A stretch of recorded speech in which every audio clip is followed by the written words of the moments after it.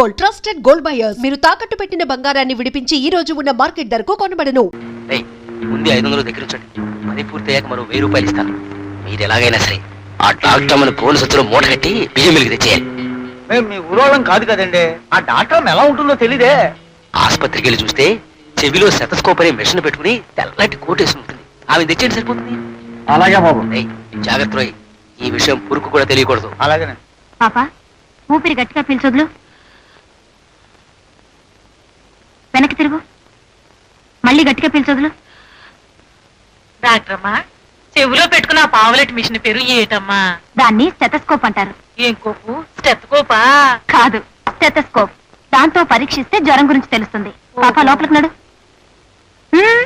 నేను పాపను పరీక్షించాలి, మీరు రాకూడదు. ఇక్కడే కూర్చోండి. ఇది చెవిలో పెట్టుకుంటే జ్వరం గురించి తెలుస్తుందా? ఎట్టాటి మిషన్లు ఉన్నాయి కనుకే ఇంగ్లీష్ లో వైద్యం మంచిదంటారు. మా ఆయన దగ్గర ఉన్నాయి కలవాలు పత్రాలును.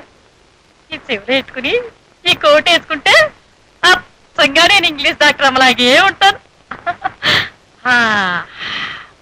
ఇప్పుడు అచ్చంగా నేను ఇంగ్లీష్ డాక్టర్ అమ్మనే. ఎవర్రా మీరు?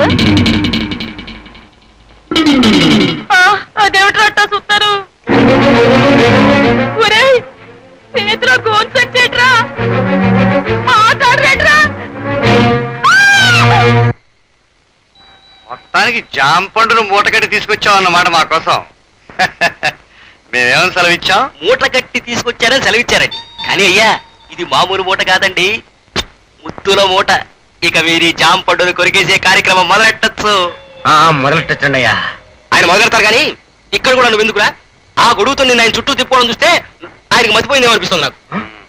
ఇంతకీ ఎవరికి తెలియకుండా దింపించావా మూటని? అయ్యా, పంపింది పరాయి ఊరు రౌడీల్ని. 3వ కంటికి తెలియకుండా ముచ్చటగా మూట కట్టి తీసుకొచ్చారు. ఇక మా మాధవ్ గాడు ఊళ్ళో జనాన్ని పోగేసుకుని ఇక్కడికే తెచ్చేస్తున్నాడు. అయ్యా, ఇక మీరు ఈ మూట విప్పించాలి, రాకపోతే చూడండి. మాటలు సాధించి మూట విప్పబోయే ముందు అయ్యా, మేమేమని సెలవిచ్చాం? ప్రభువులు చాలా తొందరలో ఉన్నారన్నట్టుగా సెలవిచ్చారు.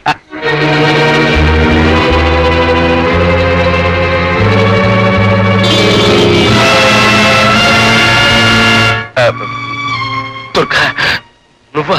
అవును, నేను. నువ్వు కట్టుకున్న భార్య నన్ను పట్టి తీసుకొచ్చి పరాయాలకు అప్పగించాలనుకున్నావు. నువ్వు మొగుడువేనా? అదిగా దుర్గా, పొరపాట్ల. అన్యం పుణ్యం తెలియని డాక్టరమ్మని ఈ పశువుకి ఇచ్చి బలి చేయాలనుకున్నావు. కానీ ఆ భగవంతుడు నీకు బుద్ధి చెప్పడానికి నీ పెళ్ళాన్న నన్ను ఇక్కడ తీసుకొచ్చేటట్టు చేశాడు రా. పాడు చేయమను రా, పాడు చేయమను. లోకంలో ఏ మగాడు ఏనాడో చేయని విధంగా నీ పెళ్ళాన్ని పాడు చేయమను రా.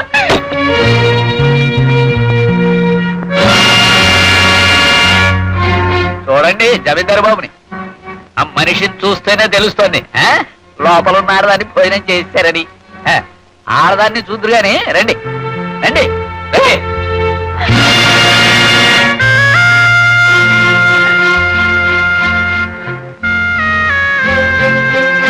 అమ్మగారు, మిమ్మల్ని మా గురువు గారు.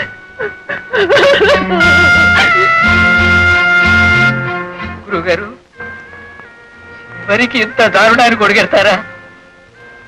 మొహం చూస్తేనే పంచమహాపాతకాలు చుట్టుకుంటాయి. ఆచారి, ఆఖరికి పెళ్ళాన్ని తార్చే స్థితికి దిగజారావా? కట్టుకున్న పెళ్ళాన్ని వేరే వాడికి అప్పు చెప్తావా దరిద్రుడా? ఆచారి, ఇప్పటి వరకు నువ్వు వైద్యుడవని నీ దగ్గర ఏదో నేర్చుకుందామని సేవలు చేశాను. నువ్వు ఇలాంటి పనులు కూడా చేస్తావని తెలిసింది. ఈ విద్యలు నాకొద్దు బాబు.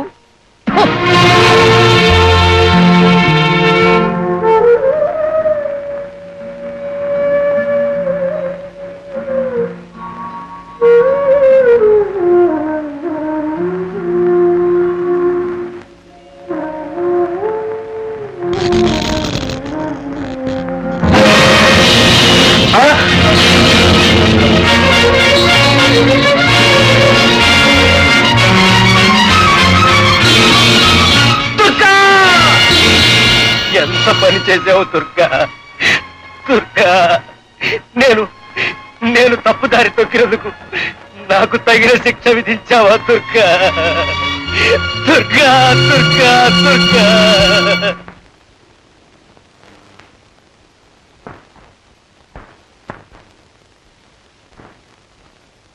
మంచినీళ్ళు మేము సెలవిచ్చింది వినిపించలేదా? మాట్లాడకుండా అలా రాతి బొమ్మలా కూర్చున్నావేటని మేము అడుగుతున్నాం. బ్రతుకున్నావేంటి అని అడగండి. ఇంత జరిగిన తర్వాత కూడా ఇంకా బ్రతుకున్నావేమిటి అని అడగండి. ఏమిటి ఏమిటి అనేది? ఏమిటో మీకు తెలీదా? అది ఊరేసుకు చచ్చింది, మాకేం సంబంధం? ఆమె చావలేదండి, మీ వల్ల మీ కారణంగానే చచ్చిపోయింది. లక్ష్మి, అవును, మీరే చంపారు.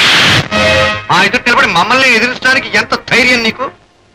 ఆ రోజు నా బిడ్డను ఒక బికారి కట్టబెట్టి ఘోరమైన నేరం చేశాం. అప్పుడే నేను క్షమించడం మేము చేసిన తప్పు. తప్పు మీది కాదండి, నాది. ఆ రోజు మిమ్మల్ని బ్రతికించుకోవడం కోసం తప్పు నేను చేశాను. ఈ రోజు ఒక ఆడదాని బ్రతుకూల్చుని మిమ్మల్ని ఎందుకు కాపాడానా నేను సిగ్గుపడుతున్నాను.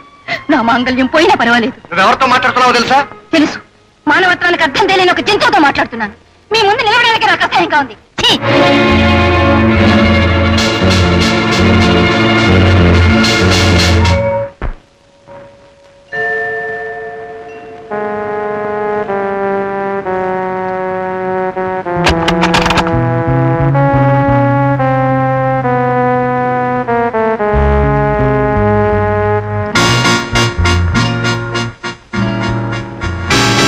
నువ్వా? ఇక్కడికి ఎందుకు వచ్చావు? మేం చెయ్యాలనుకున్న పనికి రావాల్సిన చోటు ఇదే కనుక ఇక్కడికి వచ్చాం. అంటే ఏమిటి నీ ఉద్దేశం? డాక్టర్ అమ్మ, రోగుల్ని బాగు చేయడానికి ఈ ఊరొచ్చావు, కానీ మా పరువు ప్రతిష్టల్ని పాడు చేశావు. నీ కారణంగా ఆ రాజాగాడు కూడా గాలికి తోడైన నిప్పులాగా మండిపడుతున్నాడు. అందువల్ల మాకేం బాధ లేదు. కానీ మా ఒక్కగానొక్క కూతుర్ని బికారికిచ్చి పెళ్లి చేసి మా కుటుంబ గౌరవం నవ్వులు పాలు చేశాడు. అదే మా బాధ. మేము నడిచి వెళ్లే దారిలో ఎదురు దెబ్బ తగిలిన ఏ రాయినైనా తీసి పారేయడం, ఏ ముళ్ళునైనా నేల రాసి పారేయడం మాకు అలవాటు.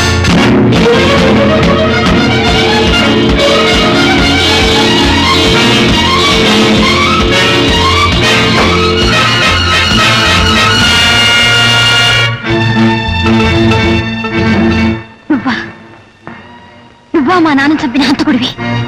ఏమిటి నువ్వు మాట్లాడేది? అసలు ఎవరు నువ్వు? నేనెవర్నా?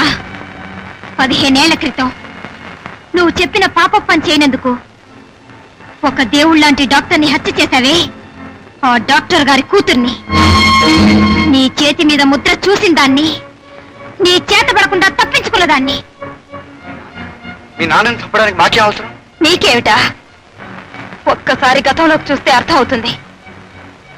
మా నాన్నని చంపడానికి ముందు రోజు మా ఇంటికి వచ్చావు. నీ శత్రువైన మనిషికి పాయిజన్ ఇంజెక్షన్ ఇచ్చి చంపాలని మా నాన్నని అడిగావు. డబ్బాస్ చూపించావు, మాటలతో బెదిరించావు.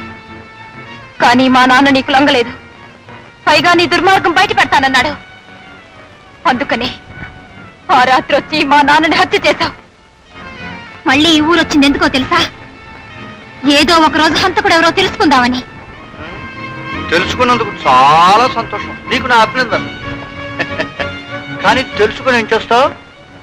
ఈ క్షణంలోనే బయటికెళ్ళి నువ్వు ఎంతో మంది ప్రాణాలు తీసిన హంతకుడు అని అందరితోనూ చెప్పి నీ ఆట కట్టించగలను. నేను హంతకుండన్న విషయం ఈ క్షణం వరకు ఎవరికీ తెలియదు. అది తెలిసిన నీ ప్రాణం తీసి శాశ్వతంగా నీ నోరు ముగిస్తే రహస్యం రహస్యంగానే ఉండిపోతుంది. నేను పెద్ద మనిషిగానే మిగిలిపోతా.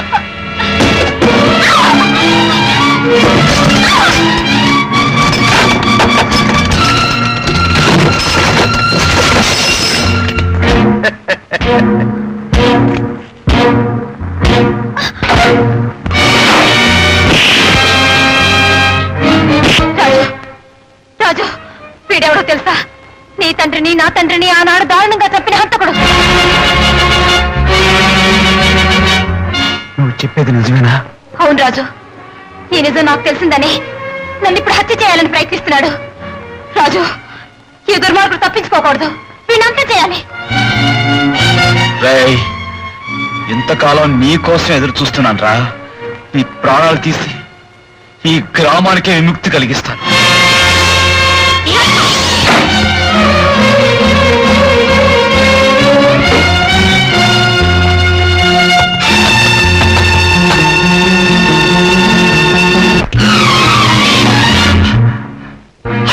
అవును, ఆచార్య జమీందార్. కానీ ఇదివరకు నీ మాటలు విని నువ్వు చెప్పిన పాపాలు చేసే దౌర్భాగ్యుడైన ఆచార్య మాత్రం కాదు. నేను మారిపోయి మనిషినయ్యాను. కనుకే నేను బతకనివ్వకూడదని నిర్ణయించుకున్నాను. ఆచార్య మర్చిపోయి మాట్లాడుతున్నావా? మేమేం సెలవిస్తున్నావు అర్థమవుతుందా? నువ్వు ఏమని సెలవిచ్చినా వినే రోజులు పోయే జమీందార్. గతంలో రాజన్న నా చెయ్యి కాకుండా నా మెండరకేసుంటే నీ పాపాల్లో పాలు పంచుకునే కర్మ నాకు పట్టేది కాదు.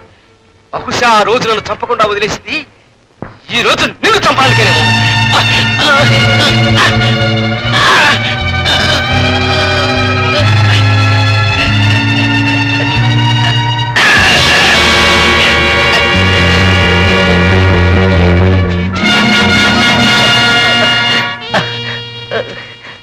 ఆచార్య గారు ఏమిటి ఘోరం?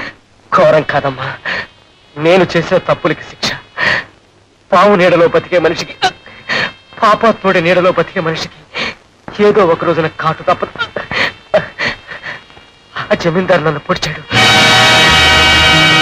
చూడు బాబు, ఆ దుర్మార్గుడు తప్పించుకుపోవడానికి వీల్లేదు. ఆ జమీందారు వాడు పాత బంకలకే వెళ్ళాడు. వెంటనే వెళ్ళి వాడు ఆట కట్టించు. రాజు, నువ్వు వెళ్ళి వాడి సంగతి చూడు. ఆచార్య గారికి ఏ ప్రమాదం రాకుండా నేను చూసుకుంటాను.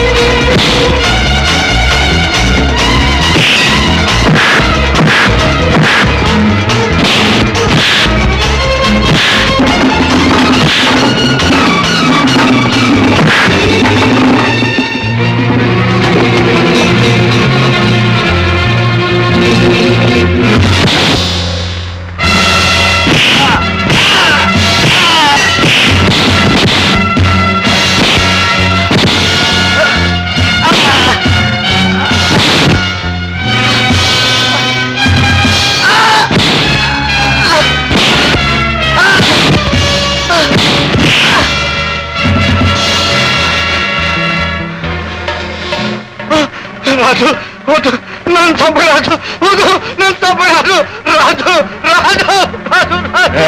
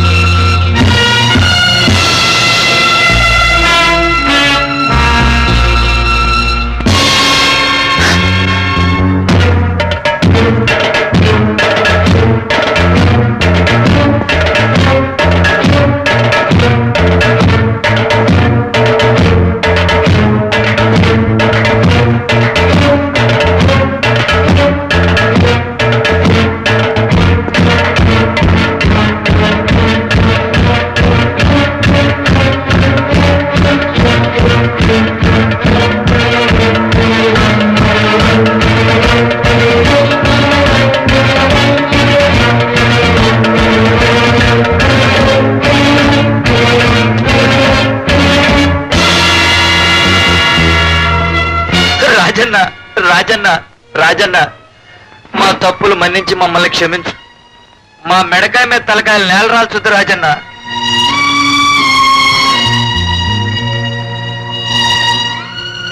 రాయ్, ఇన్నాళ్ళు మీ అందరి చేత ఆడించింది, మీ చేత పాపాలు చేయించింది, మిమ్మల్ని రాక్షసులుగా మార్చింది ఆ జమీందారు గాడే నాకు తెలుసురా.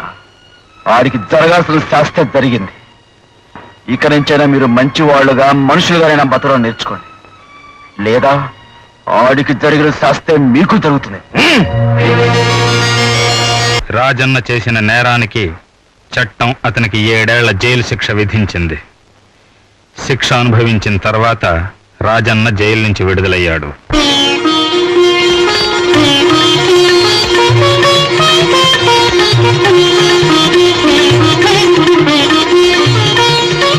And for more videos, Please subscribe to iDream. Please subscribe to iDream. Please subscribe iDream. And please subscribe to iDream.